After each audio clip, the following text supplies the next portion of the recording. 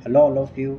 जैसा कि आप सभी लोग जानते हैं कि हम जो है वो यूजीसी नेट का पूरा सिलेबस यहाँ पे कवर कर रहे हैं, जिसमें मैंने अभी तक आपको जो है यूनिट 1 का ऑलमोस्ट एवरीथिंग पढ़ा दिया है। सिर्फ और सिर्फ मैनेजमेंट के जो दो फंक्शन है, कंट्रोलिंग एंड कोऑर्डिनेटिंग, दो ही फंक्शन जो है हमारे रिमेनिंग रहे हैं और इन्हीं दो फंक्शंस को हम अभी आज देखेंगे। तो मैं कुछ कारणवश से जो है आपका कल वीडियो नहीं लेकर आ पाया था। ऑलरेडी मैंने वैसे तो डायरेक्टिंग का वीडियो डाला था, बट मैंने सोचा था कल ही मैं कंट्रोलिंग और कोऑर्डिनेटिंग आपको जो है वो इस पे लेक्चर प्रोवाइड कर दूंगा। बट कुछ वीडियो या टेक्निकल इश्यूज़ के कारण मैं आपको ये लेक्चर जो है डिलीवर नहीं कर पाया। सो आज जो है हम देखेंगे, वीडियोस रिकॉर्ड करने में कुछ प्रॉब्लम हो रहा था। सो चलिए आज हम जो है वो स्टार्ट करते हैं और अब आगे से कोई प्रॉब्लम नहीं होगा, डेली आपको लेक्चर मिलेगा जो बोला गया है। तो आज हम देखेंगे कंट्रोलिंग और कोऑर्डिनेटिंग, दोनों ही देखेंगे। पहले पार्ट में हम पूरा कंट्रोलिंग के बारे में हम जानेंगे, जो कि मैं अब ज़्यादा टाइम ना लेते हुए आपका स्टार्ट करता हूँ। Right, okay. सो कंट्रोलिंग में हम देखने वाले हैं, वो देखने वाले मीनिंग, देन उसके बाद हम फीचर्स देखने वाले हैं, उसके बाद हम देखेंगे सिग्निफिकेंस, उसके बाद हम देखेंगे प्रोसेस एंड देन हम देखेंगे टेक्निक्स। ठीक है, ये सारी चीज़ें हम जब देखेंगे, राइट, तो इनके साथ ही साथ मैं आपको एक चीज़ और बता दूं कि ये इसके अंदर वैसे थोड़ा सा कंट्रोलिंग एक मेन पार्ट है या मेन फंक्शंस है, जिसकी वजह से ये थोड़ा बड़ा है। ठीक है,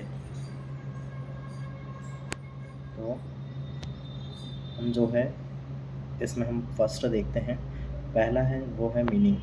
ठीक है, तो मीनिंग में जो हम देखने वाले हैं वो क्या देखने वाले हैं, ये एक मैनेजरियल फंक्शन है। ठीक है, एक मैनेजरियल फंक्शन है वेयर द इंस्टीट्यूशन चेक्स, यहाँ पे एक इंस्टीट्यूशन जो है वो चेक करता है कि अपने जो प्रोग्राम्स हैं, प्लान्स है, या फिर वो जो फॉलोड और नॉट, वो प्लान्स फॉलो करे गए हैं या नहीं करे गए हैं, इसे जो प्रोग्राम है वो प्लान को वो चेक करता है। और साथ ही साथ इसका एक रिकॉर्ड रखता है कि कंपनी की कितनी ग्रोथ हुई है या प्रोग्रेस हुई है करके। और इसी में जो है ये बताया गया है हेराल्ड कुंट्ज ने कि जो कंट्रोलिंग है वो क्या है, तो एक मेज़रमेंट है एंड करेक्शन है परफॉर्मेंस का।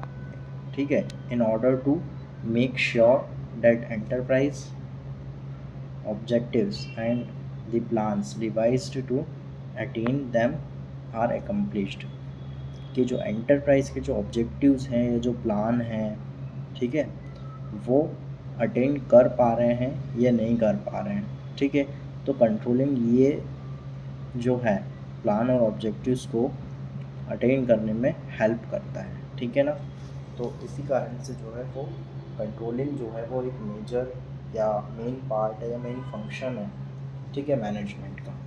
Now come to the next, तो हम जो है अगले पे चलते हैं। तो देखिए, जो फीचर्स होते हैं, फीचर ऑफ कंट्रोलिंग क्या है?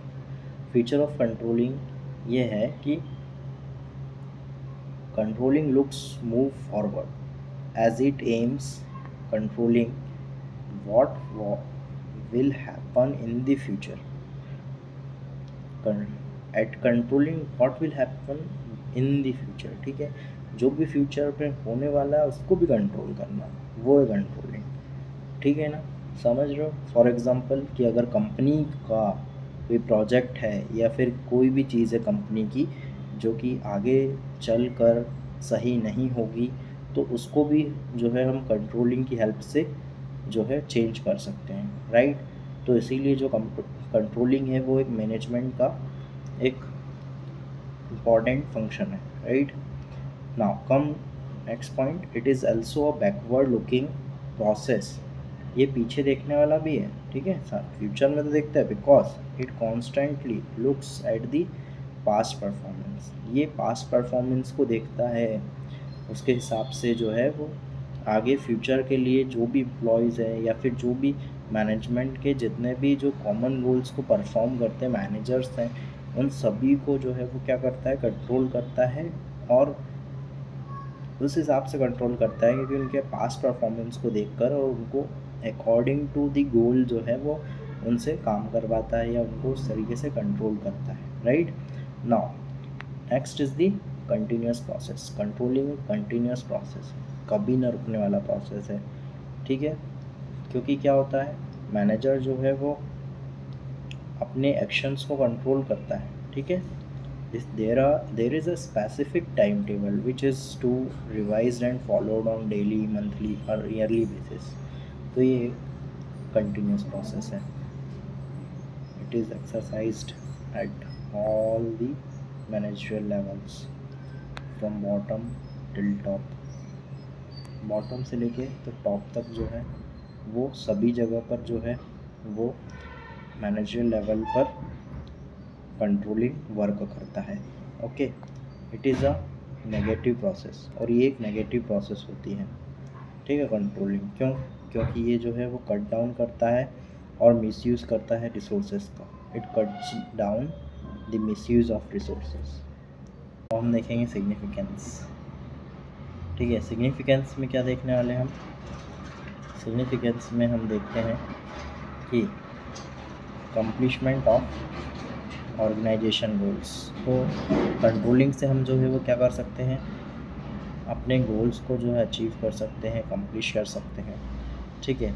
उसके साथ ही साथ क्या हो सकता है, ठीक है, क्यों इम्पॉर्टेंट है, तो वो इसलिए भी इम्पॉर्टेंट है कि इससे हम बेटर कोऑर्डिनेशन कर सकते हैं।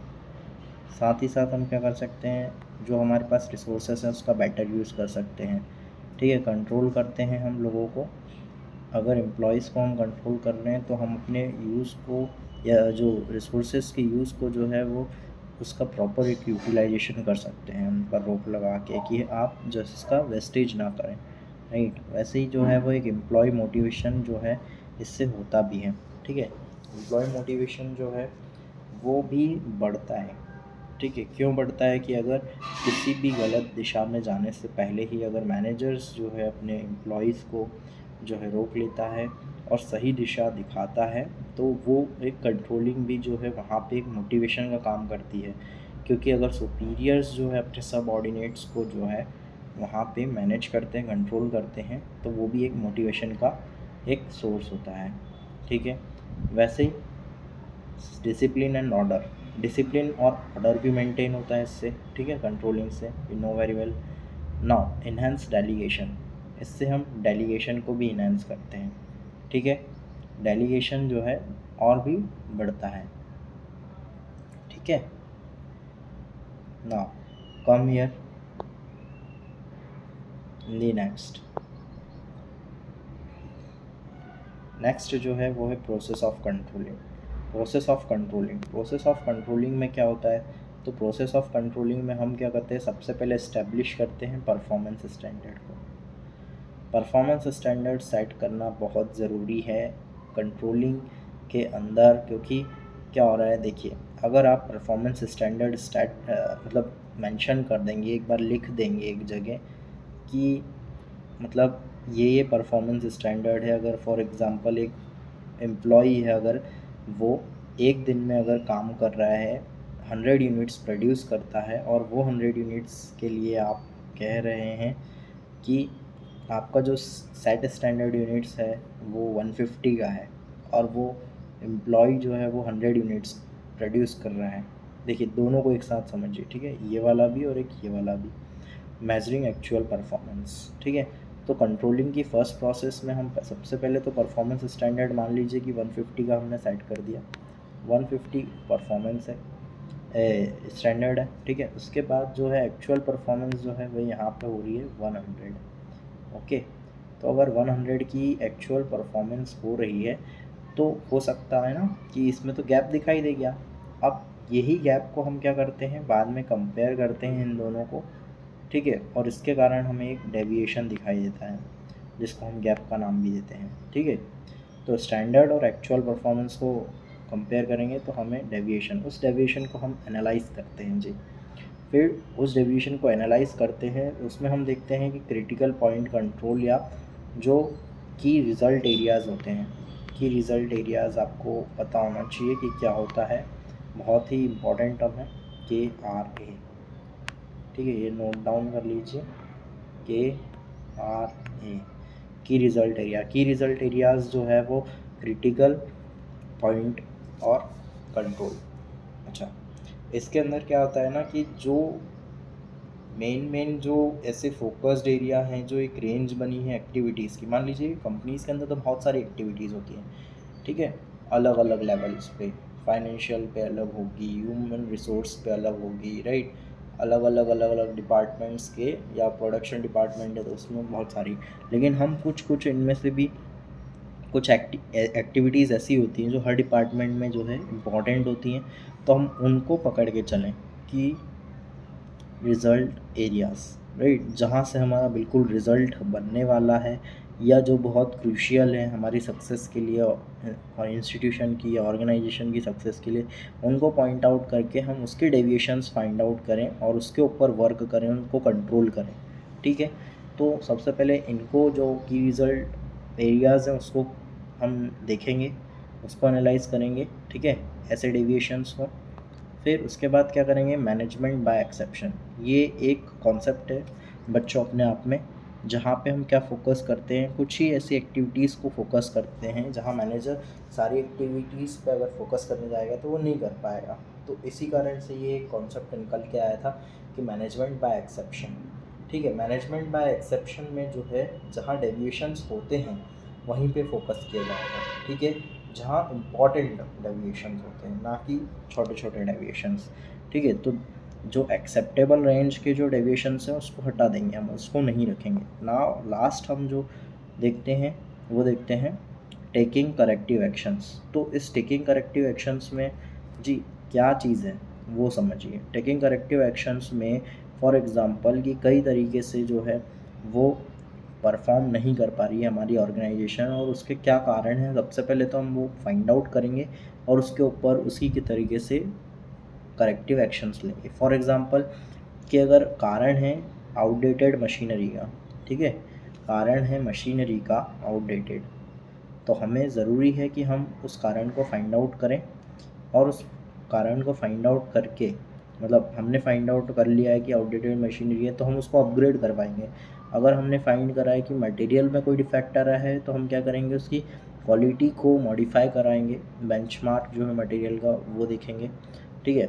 उसके अलावा हम अगर कोई एबनॉर्मल फिज़िकल कंडीशन हो रखी है तो हम उसको भी देखेंगे और जो है उसको मॉडिफाई करेंगे, इम्प्रूव करेंगे इन्वायरमेंट को, ठीक है। तो ये सारी चीज़ें हमें करना पड़ेगी, ठीक है, और इसी को कहेंगे अपन कंट्रोलिंग, ठीक है। आई थिंक कि हमारा लेक्चर जो है थोड़ा ज़्यादा हो रहा है, जैसा कि मैं जानता हूँ कि हम अगर शायद इसको थोड़ा लंबा खींचेंगे तो कोई ना देखे, मे बी ऑलमोस्ट कितने का हो गया है, 13 का हो गया है, राइट ना। तो हम जो टेक्निक्स ऑफ कंट्रोलिंग है उसको नेक्स्ट लेक्चर में देखेंगे, राइट। अभी के लिए मैं इतना ही रखता हूँ, उसके बाद जो है हम डिस्कस करेंगे टेक्निक्स ऑफ कंट्रोलिंग, और ये मैं नेक्स्ट लेक्चर में आपके साथ जो है वो डिस्कस करूँगा। So okay friends, bye, like share and subscribe.